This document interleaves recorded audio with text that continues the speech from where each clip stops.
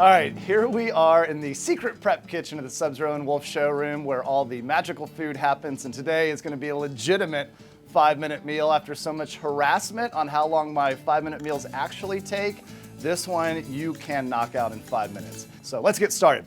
We've got some ground beef. This is from Heart brand beef, so while it's fairly fatty, it's actually a healthy fat.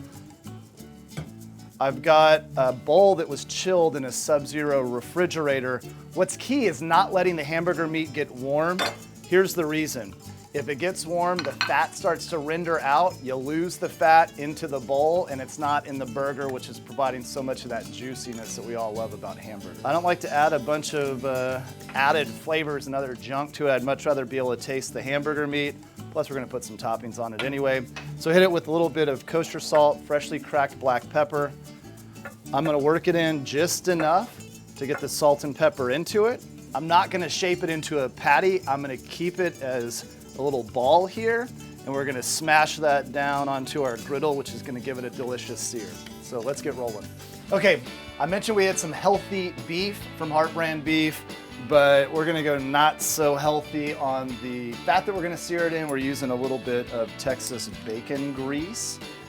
Put that down on a high heat griddle or in a pan. Cast iron skillet would work great as well. I'm gonna let that fat render out, and then I'm gonna take my hamburger ball and smash that out. Once you press it into a flat surface, don't push on it anymore. That fat's starting to render. I wanna let it get a nice sear. We'll flip it, then we're gonna finish it in the oven. Let's see what we're looking at. Got a crispy, delicious sear on both sides. We'll put it onto a sheet tray and finish it off in the oven. All right, we've got this awesomeness left on the griddle, and we don't want that to go to waste. There's little bits of seared hamburger meat, a little bit of bacon grease, some of the fat from the hamburger meat. So I'm gonna be putting my hamburger bun right into that, and I'm gonna put them right down where that hamburger patty was. Press it down nice and flat, get as much surface area as possible, and get a delicious sear. Okay, we've got our kitchen fried cremini mushrooms. I'm gonna put that down. They're gonna absorb some of that bacon grease and some of that hamburger juice. 3 or 4 minutes of caramelizing. The hamburger's finishing off in the oven. I'm gonna toss down some of my Texas spinach and Generation Farms basil, and we're gonna have a pile-high Texas hamburger. All right, look at that burger with a full Quiver Farms cheese melted on the top.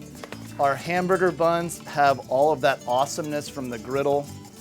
Put that on. I'm gonna top it with those Texas spinach mixture and the kitchen fried mushrooms. Pile that up. And that, my friends, is a Texas hamburger.